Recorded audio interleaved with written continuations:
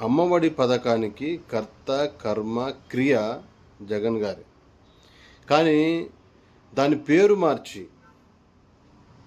ఇది లోకేష్ ఆలోచనే అని చెప్పుకోవటంలో సిగ్గుపడని నాయకులు భోగాపురం అయితేమి, యోగాపురం అయితేనేమి, ఐటీ అయితేమి, 90 అయితేమి, బస్ స్టేషన్ అయితేమి, రైల్వే స్టేషన్ అయితేమి, అది మా ఆలోచన అని చెప్పుకోవటంలో ఏమాత్రం సిగ్గుపడతారా?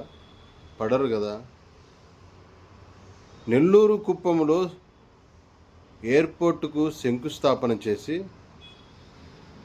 చాలా రోజులైంది.